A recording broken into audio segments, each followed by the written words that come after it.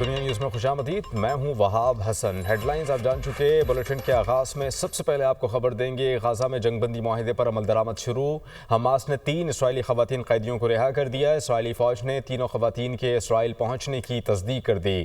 بدلے میں اسرائیل فلسطینی قیدی رہا کرے گا۔ جنگ بندی پر غزہ، خان یونس اور مغربی کنارے کے علاقوں میں فلسطینیوں نے جشن منایا۔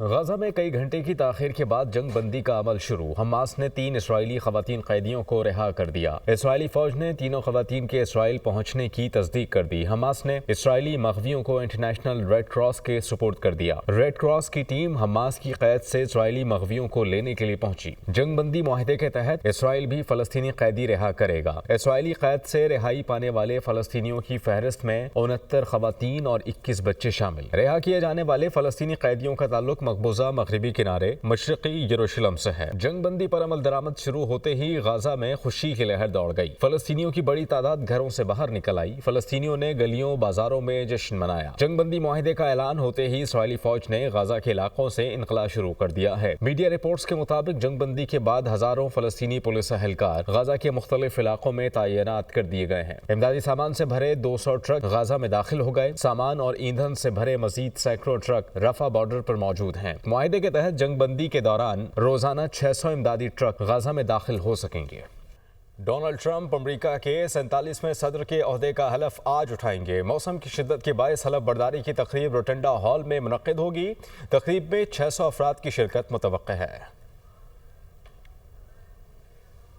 ڈونلڈ ٹرمپ نے نومبر میں ہونے والے انتخابات میں کامیابی حاصل کی تھی، لیکن حلف برداری کے بعد وہ باضابطہ طور پر امریکہ کے 47ویں صدر بن جائیں گے۔ جے ڈی وینس بھی اسی تقریب میں نائب صدر کے عہدے کا حلف اٹھائیں گے۔ امریکی سینیٹرز، کانگریس کے اراکین، ٹرمپ اور وینس کے اہل خانہ، سبکدوش ہونے والے صدر اور نائب صدر بھی تقریب کا حصہ ہوں گے۔ حلف برداری کے بعد ڈونلڈ ٹرمپ امریکی عوام سے خطاب بھی کریں گے، جس میں وہ آئندہ 4 سال کے لیے اپنے اہداف کا اعلان کریں گے۔ حلف برداری کے دن کا آغاز واشنگٹن ڈی سی میں لافائٹ اسکوائر کے تاریخی سینٹ جان چرچ میں ایک دعائیہ تقریب سے ہوگا۔ کیپٹل ہل کے ویسٹ لان میں واقع مرکزی تقریب میں اسٹیج پر گلوکارہ اور سابق امریکن آئیڈل فاتح کیری انڈر ووڈ پرفارم کریں گی۔ گلوکار لی گرین ووڈ، جو ٹرمپ کے دیرینہ دوست اور معاون ہیں، اور اوپرا گلوکار کرسٹوفر میکیو بھی اپنے فن کا مظاہرہ کریں گے۔ حلف برداری کے بعد ٹرمپ اپنی نئی انتظامیہ کے آغاز کے لیے اہم دستاویزات پر دستخط کرنے کے لیے سینٹ چیمبر کے قریب واقع صدر کے کمرے میں داخل ہوں گے۔ بعد میں وہ کیپٹل ہل سے براستہ پینسلوینیا ایونیو وائٹ ہاؤس تک جائیں گے۔ واشنگٹن میں -11 ڈگری سینٹی گریڈ کی سردی کے باعث یہ تقریب امریکی کیپٹل عمارت میں منعقد ہو رہی ہے، جس میں 600 افراد کی شرکت متوقع ہے۔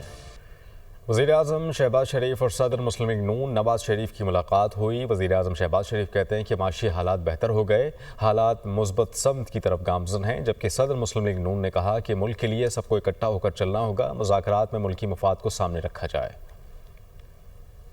جاتی عمرہ لاہور میں وزیر اعظم شہباز شریف کی صدر مسلم لیگ نون میاں نواز شریف سے اہم ملاقات ہوئی۔ سیاسی صورتحال اور مذاکرات سمیت اہم امور پر تبادلہ خیال۔ وزیر اعظم شہباز شریف نے اب تک ہونے والے مذاکرات بارے تفصیلات سے آگاہ کیا۔ ذرائع کے مطابق وزیر اعظم شہباز شریف نے صدر مسلم لیگ نون کو بریف کیا کہ معاشی حالات بہتر ہو گئے، حالات مثبت سمت کی طرف گامزن ہیں، ملک کی معاشی بدحالی دور کرنے کے لیے حکومت کی کوششیں رنگ لائی ہیں، مہنگائی کے گراف میں خاطر خواہ کمی آئی ہے۔ اس موقع پر صدر مسلم لیگ نون نواز شریف نے کہا کہ ملک کے لیے سب کو اکٹھا ہو کر چلنا ہوگا، مذاکرات میں ملکی مفاد کو سامنے رکھا جائے۔ مسلم لیگ نون کے صدر نواز شریف نے مہنگائی میں کمی اور عوام کو ریلیف کی فراہمی کے لیے حکومتی اقدامات پر اطمینان کا اظہار کیا۔ آگے بڑھیں گے۔ سیکرٹری جنرل پاکستان تحریک انصاف سلمان اکرم راجہ کہتے ہیں کہ لکھ کر دینے کو تیار ہیں کہ القادر ٹرسٹ فیصلہ اڑ جائے گا۔ پروگرام ٹونائٹ ود سمر عباس میں گفتگو کرتے ہوئے سلمان اکرم راجہ کا مزید یہ بھی کہنا تھا کہ پنجاب حکومت کی مجال نہیں کہ ٹرسٹ پر قبضہ کر سکے۔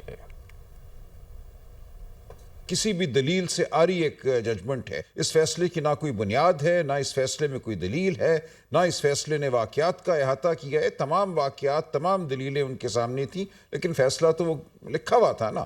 ایک لکھے ہوئے فیصلے کو انہوں نے پڑھ دیا یا اس پہ دستخط کر دیے۔ بڑی معمول کی کانفیڈنشیلٹی ڈیڈ دستخط کرائی جس میں کچھ بھی نہیں ہے۔ میں نے آج نہیں پہلے بھی پڑھی تھی، آج پھر پڑھی ہے وہ ڈیڈ۔ ایک طرح سے درخواست ہے کہ قانون کے مطابق اگر ضرورت ہو تو اس کی تشہیر کیجئے، ورنہ نہ کیجئے۔